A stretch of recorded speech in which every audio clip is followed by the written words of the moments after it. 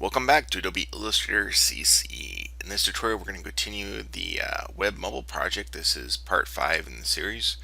And in this tutorial we're going to cover on how to do an orthographic kind of view where it's sort of a fake perspective in a way with these graphics. So everything's going in at like a 45-degree angle and or straight up and down where we could take it to a perspective view. We're going to do that in another tutorial, but not right now. So I want to show you how to do this. So I have several tops here and I just duplicated some of them here. And so before I even get started with these guys, what I want to do is create a grid here so that we can access it. So basically what I'm going to do is just lock down these layers here, add new layer above, and I need to create a grid. And I can do that by creating my own custom grid using guides. And I can use the line segment tool to do this. So I'm just going to select the line segment tool. And if you hold the shift key at a right angle, you basically get a 45-degree angle. And I can take that and basically duplicate it. So I can hold Alt or Option and drag forward, and I get a duplicate copy. And once I have one, I can immediately hit this hotkey of Control D or Command D on the Mac. And what that does, it creates a bunch of duplicates. And so I just want a bunch of them going across like that. Then I want to select them all, and then I'm going to group them. So I'm going to go to the Object menu and go down to, where's it, Group here, which has a hotkey of Control G or Command G. At that point, I can then duplicate this whole group. So I am going to scale it up first, though, so we can see it a little better. And it doesn't matter that it, has a little bit of zigzag along the edges, as long as the overall guide basically covers up whatever you're doing. You could always keep extending it, but this is fair enough.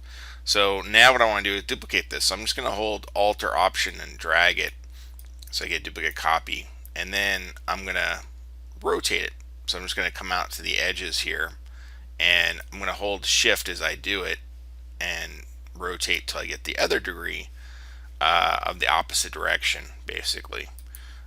So now we have a nice kind of checker pattern kind of thing here going. Then what I want to do is select that again, and again hold Alt or Option, drag one more time, and then rotate one more time until I get where it's straight up and down. So let's see here if I can rotate it. There we go. So we have straight lines now going up and down, because you want all three. You want the straight up and down, and you want the two checkerboard ones like that. And it doesn't matter that they're all on the same layer. It's fine that they're this way. We could separate them out if you'd like, but the reality is once they become guides, they're kind of all on the same thing. So I'm going to click this little circle here to select all that and go to the View menu. And that's where you can create guides, is under the View menu. So we're going to go down to Guides, and we're going to choose Make Guides. And once we do that, the color is going to change because I have my preferences set up where the colors have changed. You can access your preferences by hitting Control K or Command K on the Mac. And under Guides and Grid, typically this is a cyan color. So you click in here, this little swatch will appear, and it appeared on my other display here. And I just chose this gray here and clicked OK, and then click OK. So you could choose whatever color you want for your guides. I just wanted something a little bit less distracting. Now, once I have it, I could move these around. I can shift them around. So what I can do is under the View menu, go to Guides, and you can choose to lock your guides. Currently, it's already locked by default. I had it set up that way. But if I choose Unlock Guides, I can now move these around. And what I really want to do is lock them. So, once I have them down, go to View, Guides, and choose Lock Guides. Because you don't want to shift them around. That's the important thing. Okay.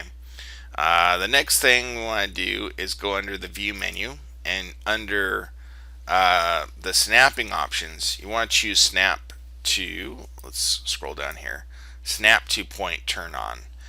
You don't have to have Snap to Grid turned on, but you do want Snap to Point. Typically, Snap to Grid might be on, depending on previous user or yourself. Maybe you had a different way set up. Next, you're going to unlock the previous layer, these guys here. And I'm going to hold the shift key, and I'm going to do all three at the same time here. And what I want to do is rotate these guys. Now I can rotate them just by holding the shift key until I get sort of that 45-degree angle here, and do it that way. And so now I'm just going to do on one of these. So I'm going to grab, I think I'll grab this one, or yeah, this one to start off with. It doesn't matter which one you do. Basically, you want to zoom in, and you need to have your rectangle tool, basically. And I'm going to pick a different color so it's easier to see here. Whoops, this was still selected, so that's why it changed color. So I can go back to that color and then deselect and then click the rectangle tool and pick whatever color I want. So what I want to do here is basically click on any of these points here and drag downwards. So as I drag down here, I'll get a rectangle face here. And once I release, the real magic happens with the white arrow. So with the white arrow tool, I'm going to click on this point, and I'm just going to move it downwards till it snaps to this point here. And now you have like snapping. It's kind of like a little game. You basically drag up or down these little corners until they snap either on these planes, because what you want is parallel lines this way, and you want parallel lines this way. You know, so it's not too difficult to do once you have one in. So now I can drag out this one, and it really doesn't matter how far down you go. Eventually you want them all to kind of line up in a way where you feel like, oh yeah, that's part of the building or whatever. If it doesn't quite snap into place, you can kind of move them around like this till it snaps into that point. Sometimes it's a little finicky. Like this one is being a little finicky. Whoops. So what I'm going to do is actually drag the point over there. There we go. And you can do it this way too. You can drag the point and realize, hey, it doesn't matter if it doesn't quite line up in the line. You just want these points to line up wherever they are. And you can always make them go vertical up and down by using the other lines as your guide, basically to show parallel lines. So that's pretty easy to do. So all I'm going to do is drag this one up to about here, because the whole idea is I want it to go in and out like that. And perhaps it needs to go forward a little bit more until it gets parallel. There we go. So the next step would be then to, I'll go ahead and deselect, is add, another rectangle in the other way. I'll choose a different color for that one, maybe this green here. And so I can find one to start with and then just bring it down like that. And again, all I'm doing is drawing it and then grabbing the white arrow, clicking on the individual points. You have to click once to activate and then click again a lot of times to drag to move the point into place. And you can see how easy it is once you get one down. You have these guides and they really do sort of snap into place. And so you can see here, if I zoom in, how this is not parallel. And it's really easy to see because of these guides here. So I can click on this individual point and just pull it out a little bit and be like, oh yeah, now that's parallel. It doesn't have to be absolutely precise. I mean, it doesn't have to be 100,000,000% precise, but that's pretty close, by having the guides there. Anytime you need to remove the guides, by the way, you can go to View, Guides, and Hide Guides. And it does have this hotkey, which is the Control semicolon with plus. So let me find it here. There we go. And then you can bring it back the same way. So just by hitting that and that. Now what often happens is you accidentally hit Control plus and it keeps zooming in. So just realize you're doing that. But that's basically how you go about it. You keep repeating that same action over and over and over. Now my first attempt here, I didn't use any guides at all. I just kind of eyeballed it. And you can do it that way too. So just realize that. The one thing I do want to share with you, let's go back and bring back those guides real quick, is what do you do when you have objects behind other objects? So let me draw another one here and I'll show you what I mean. So I have one here, but what I need to do is have this behind the other object. This is an important aspect. So I'm just going to drag this down until I get this to snap. There we go. Now it doesn't matter about these other 2 points because they're behind this shape, right? But I need to have it behind it. Well, how do we get it behind it? You can always right click and go down to arrange, and you can send forward or send backward. There's 4 different processes. So bring to front is all the way to the front. Send to back is all the way to the back. And then if you right click arrange, you can bring forward or backward. And typically I use these hotkeys, the control bracket or control plus left bracket or control plus right bracket to bring them forward or backward. Because if you have something that is, for example, right here, I'll do this one. And let's see, we'll add another point here, bring it back. And we'll make this a different color just so it's easier to see. Blue.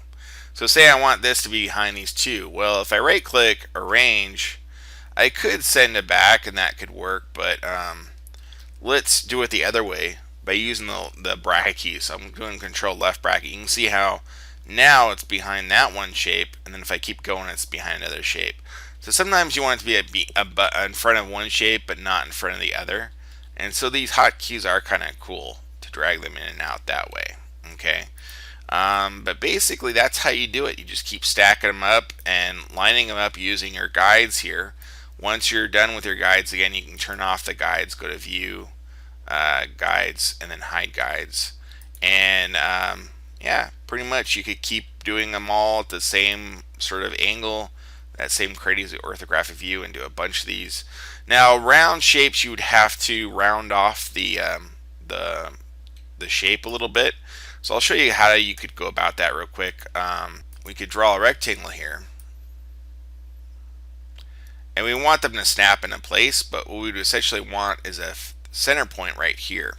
So if we switch to the pin tool real quick, we can add a center point here, and then switch back to the white arrow, and then you can drag downwards, and now you can create essentially a curve here. So if we click on each of these points, whoops, let me undo here, and round them off, right, by clicking on this guy, click on here, round this off, and then click on this point and round this off a little bit, and then we can right click arrange, and I'll go ahead and send this to the back. You can see here now how we'd have that round sort of form repeated, right, the roundness here and the roundness here. So that's basically creating orthographic views in Adobe Illustrator CC, and a continuation of this web mobile project. We'll see you soon for the next tutorial. Until next time, cheers.